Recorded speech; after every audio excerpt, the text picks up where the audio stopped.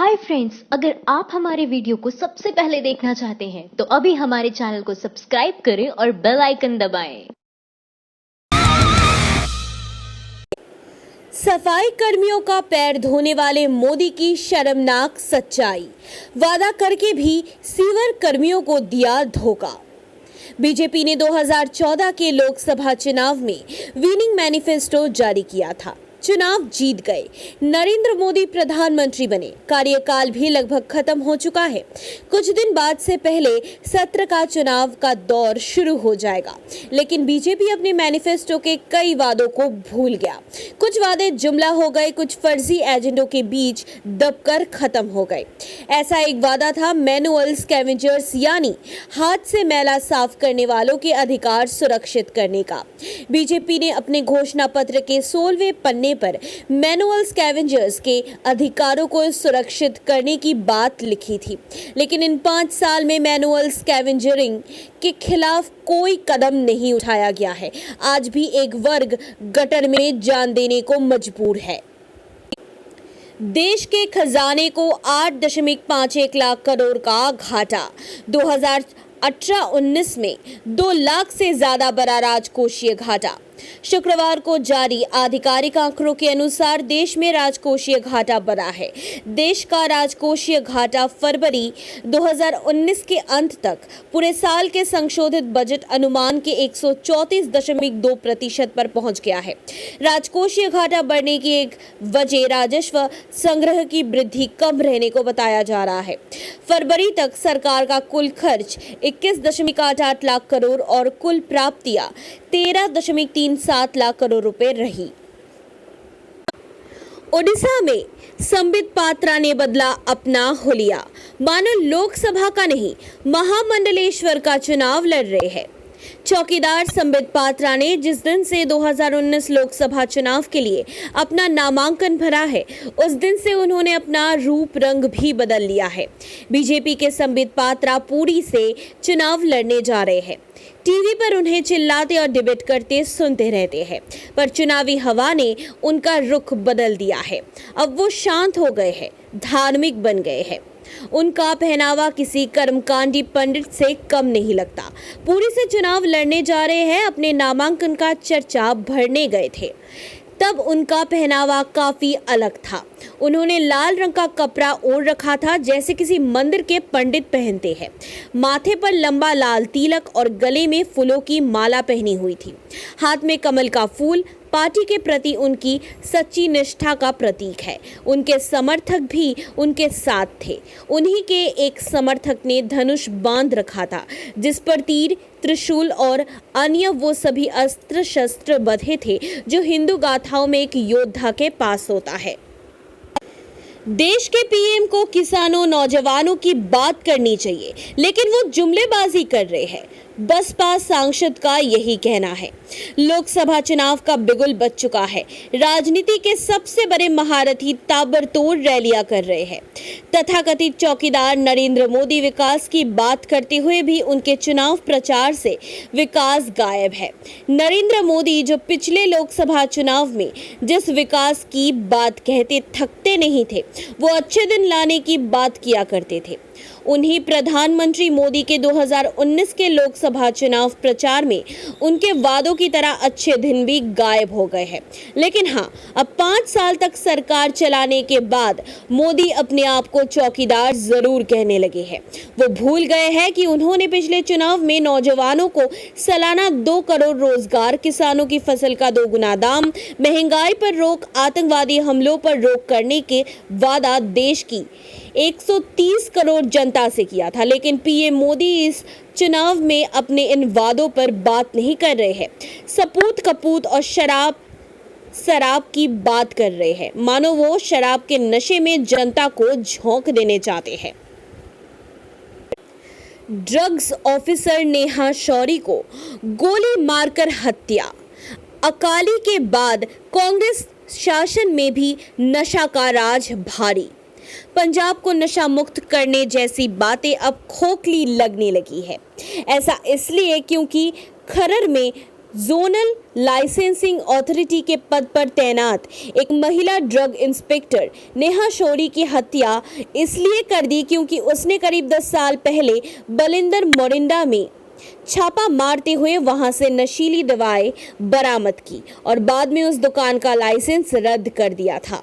दरअसल नेहा शौरी जो खरर में दवा और खाद्य रासायनिक प्रयोगशाला में तैनात थी, कल जब वो मोहाली में इनके दफ्तर से बाहर आ रही थी तभी उन पर दिन दहाड़े फायरिंग शुरू कर दी गई और उसने नेहा पर एक के बाद एक कई फायर किए। इसके बाद जब हमलावर ने भागने लगा तो उसे लोगों दबोचा, जिसके बाद उसने खुद को गोली मार ली। वाराणसी में मोदी के खिलाफ चुनाव लड़ेंगे किसान और जवान, ये मोदी की नैतिक हार है।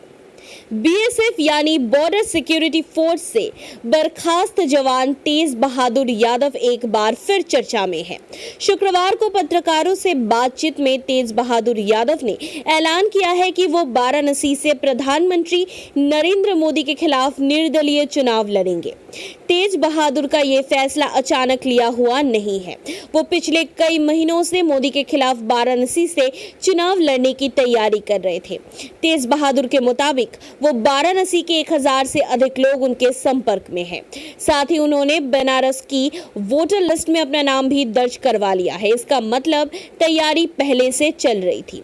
नरेंद्र मोदी खिलाफ चुनाव लड़ने की वजह बताते हुए तेज बहादुर कहते हैं, मोदी भ्रष्टाचार मुक्त भारत की बात करते हैं, मगर जब मैंने बीएसएफ में घटिया खाना मिलने को लेकर आवाज उठाई तो मुझे बर्खास्त कर दिया गया। इसलिए मैं सेना में हो रहे भ्रष्टाचार को खत्म करने के लिए मैदान में हूँ।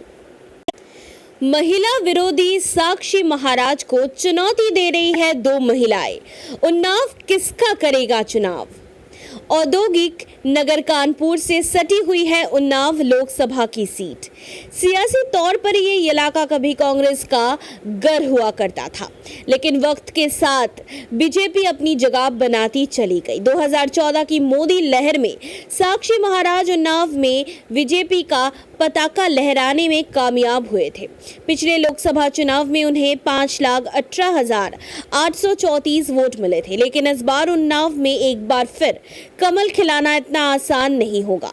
इस बार मुकाबले में बाबा के सामने 2 महिला उम्मीदवार खड़ी है। समाजवादी पार्टी ने पूजा पाल और कांग्रेस ने अनु टंडन को उन्नाव सीट से 2019 चुनाव के लिए अपना प्रत्याशी घोषित किया है। अमित शाह के हाथों से बच्ची ने नहीं पहनी बीजेपी की टोपी। लोग बोले, बच्चे भी जान गए भाजपा हानिकारक है। आज बीजेपी अध्यक्ष अमित शाह ने लाल कृष्ण आडवाणी की गांधीनगर सीट से अपना नामांकन कर दिया। उनके साथ गृह मंत्री राजनाथ सिंह, शिवसेना प्रमुख उद्धव ठाकरे और गुजरात के मुख्यमंत्री विजय रूपानी उनके साथ मौजूद रहे। इस दौरान शाह ने 4 किलोमीटर का रोड शो किया, जहां एक ऐसा वीडियो सामने आया जिसे सोशल मीडिया पर जमकर वायरल किया जा रहा है। दरअसल अमित शाह चुनाव प्रचार के दौरान अपनी पोती को अपनी गोद में लिए नजर आए। शाह ने पहले अपनी पोती के सर से जब सफेद टोपी हटाकर बीजेपी की टोपी पहनाई गई तो बच्ची ये पसंद नहीं आया और उसने बीजेपी वाली टोपी पहनने से मना कर दिया। मैं फकीर हूँ, मैं चाय वाला हूँ, अब मैं चौकीदार हूँ, कांग्रेस नेता बोले। 5 साल काम करते तो बहाने ना ढूंढते। लोकसभा चुनाव प्रचार से विकास गायब है। नरेंद्र मोदी जो पिछले लोकसभा चुनाव तक अपने चुनाव प्रचार में ज्यादातर जोर विकास और अच्छे दिन पर दिया करते थे, मगर अब ऐसा नहीं है। बीते 5 सालों में चुनाव दर चुनाव वो खुद चाय वाला फकीर और चौकीदार जैसे शब्दों पर ज्यादा जोर देते हुए नजर आ रहे हैं। दरअसल आज पीएम मोदी असम दौरे पर पहुंचे हुए, जहां उन्होंने डिब्रूगढ़ में रैली के दौरान कहा कि केंद्र की सरकार विकास के काम में लगी हुई है, लेकिन कांग्रेस चौकीदार से नफरत की बात करती है।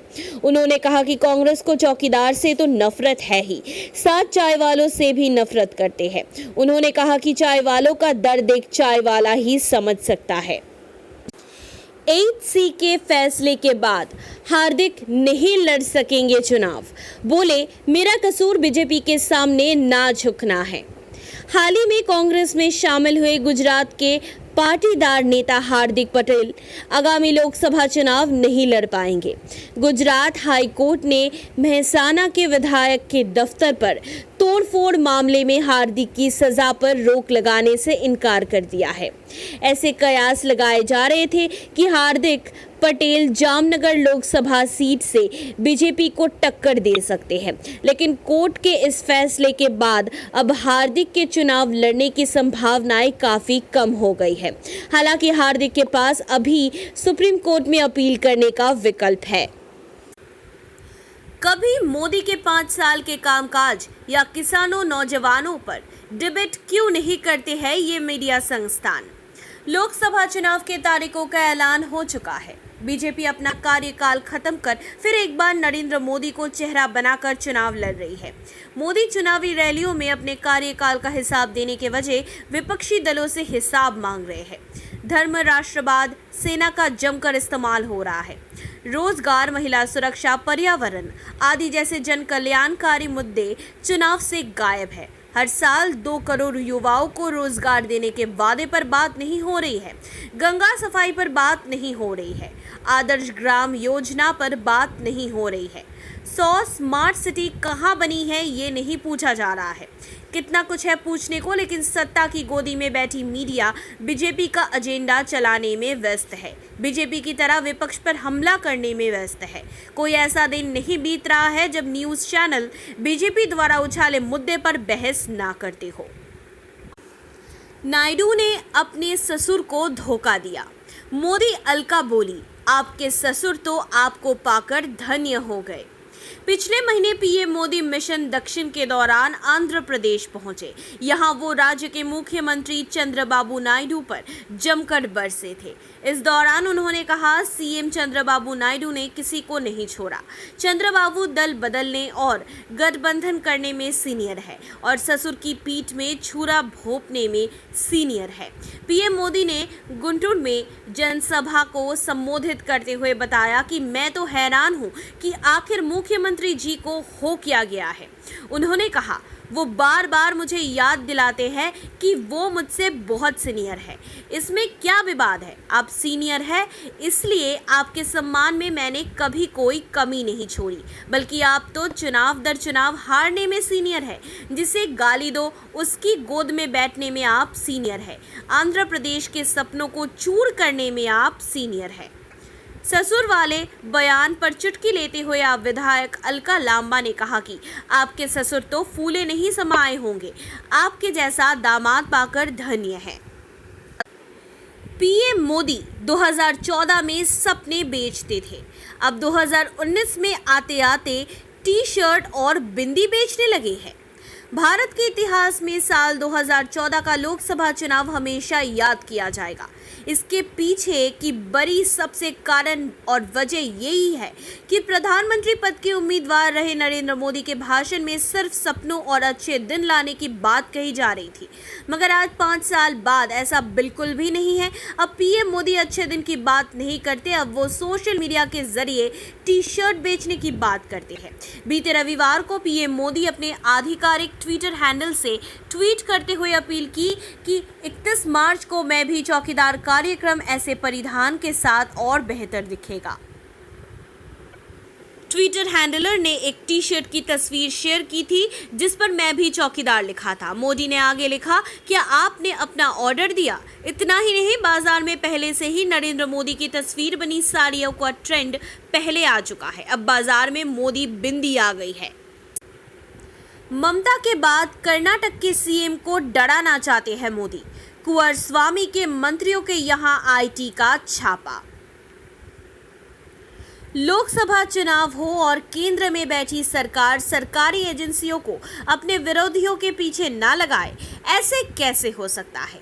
चाहे सरकार कांग्रेस की हो या बीजेपी की, सीबीआई और ईडी और इनकम टैक्स का डर दिखाकर चुनावी मौसम में सत्ताधारी दल अपने विपक्षियों को कमजोर करने के लिए ऐसा करते हैं।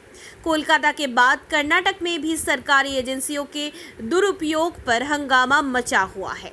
अब सीएम कुमारस्वामी ने सीधे सीधे पीएम मोदी को टारगेट किया है। बीती रात कर्नाटक के मुख्यमंत्री एच.डी. कुमारस्वामी ने पत्रकारों से बात की, जिसमें इनकम टैक्स रेट का जिक्र किया। उन्होंने कहा कि ये केंद्र सरकार की ओछी राजनीति है और हमें पता है कि ये क्यों होने जा रहा है, क्योंकि चुनाव है। कुमारस्वामी ने कहा कि अगर ये जारी रहा तो हम भी वैसा ही करेंगे जैसा पश्चिम बंगाल की सीएम ममता बनर्जी ने किया था।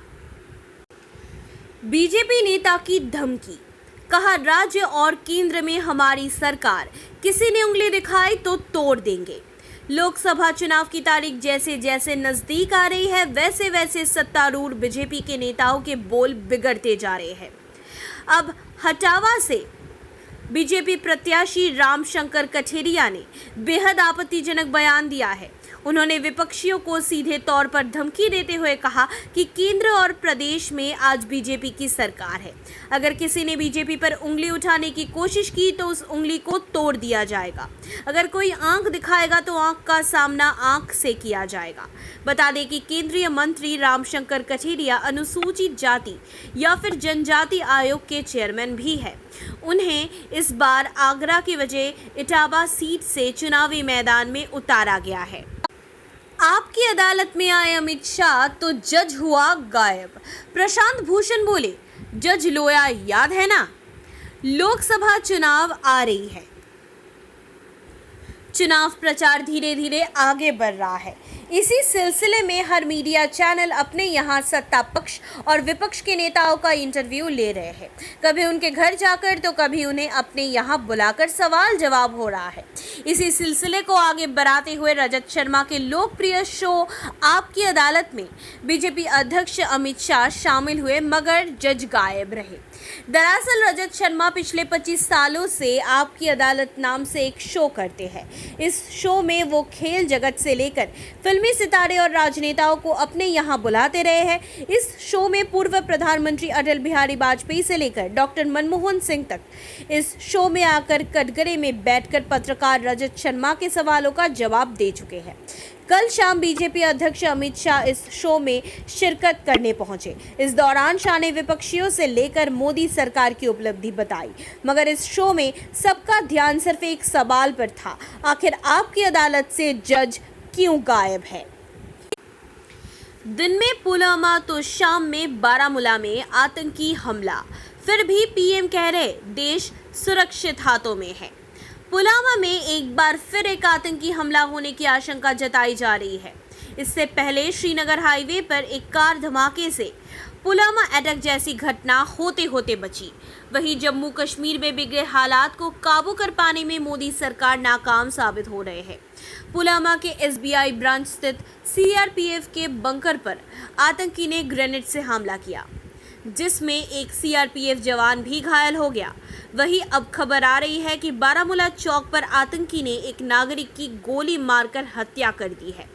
दूसरी तरफ चुनावी जनसभाओं में व्यस्त पीएम मोदी लगातार देश सुरक्षित हाथों में होने का दावा करते हुए नजर आ रहे हैं। वो लगातार कह रहे हैं कि उनकी सरकार आतंकियों से निपटने में सक्षम है, मगर कांग्रेस ऐसे होने नहीं देना चाहती है। पाकिस्तान कांग्रेस का समर्थन कर रहा है और देश अब सबूत नहीं सपूत चाहता है।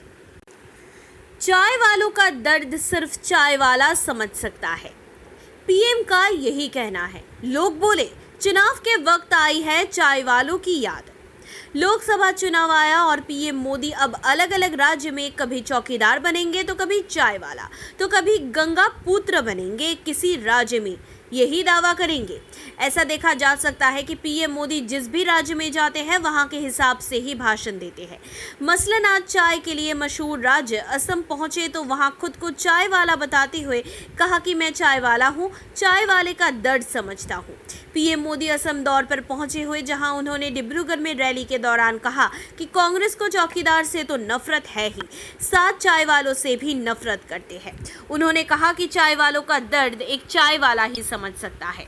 इस दौरान उन्होंने किसानों का जिक्र करते हुए कहा कि चाय वालों के खाते में हर साल 6,000 रुपए डाले जा रहे हैं, जो उनसे कोई नहीं छीन सकता। देश में करोड़ों चौकीदार होने के बावजूद पलायन करने पर मजबूर है ये मुस्लिम परिवार। प्रधानमंत्री नरेंद्र मोदी की मुहिम से जुड़ते हुए हरियाणा के मुख्यमंत्री मनोहर लाल खट्टर ने भले ही अपने नाम के आगे चौकीदार लगा लिया हो, लेकिन वो लोगों की रक्षा करने में पूरी तरह नाकाम नजर आ रहे हैं। पहले वो गुरुग्राम के भोंडसी में एक मुस्लिम परिवार को हिंदुत्ववादी गुंडों के हाथों पिटने से नहीं बचा पाते, फिर वो पीड़ित परिवार की सुरक्षा सुनिश्चित करने में भी नाकाम रहते हैं। मीडिया रिपोर्ट्स के मुताबिक पीड़ित परिवार गांव में खौफ के साए में सांस ले रहा है। परिवार को रोज आरोपी पक्ष द्वारा धमकियां दी जा रही है, जिसके चलते परिवार गांव से पलायन करने को मजबूर हो गया है। 100 फिल्म मेकर्स ने मोदी के खिलाफ खोला मोर्चा, कहा नफरत फैलाने वाली बीजेपी को ना करे वोट। केंद्र की मोदी सरकार का फिल्मी दुनिया के लोगों ने भी विरोध करना शुरू कर दिया है। देश भर के तकरीबन 100 फिल्म मेकर्स का मानना है कि मोदी सरकार के शासनकाल में देश में नफरत बढ़ी है, जिसे रोकने के लिए बीजेपी को सत्ता से बेदखल करना जरूरी है। इन फिल्म मेकर्स ने शुक्रवार को एक संयुक्त बयान जारी कर लोगों से अपील की है कि आगामी लोकसभा चुनाव में भाजपा को वोट ना दें। लोकतंत्र बचाओ अभियान के तहत इन फिल्म मेकर्स ने लोगों से बीजेपी के खिलाफ वोट करने का आग्रह किया है। इसके साथ ही फिल्म मेकर्स ने लोगों से ऐसी सरकार चुनने की अपील की है जो भारत के संविधान का सम्मान करती है, बोलने और अभिव्यक्ति की स्वतंत्रता की रक्षा करती है। माइंड द न्यूज रूम की रिपोर्ट। Thank you for watching our video. अगर आपको हमारी वीडियो पसंद आई हो तो इसे लाइक जरूर करें और हमारे चैनल को सब्सक्राइब करना ना भूलें।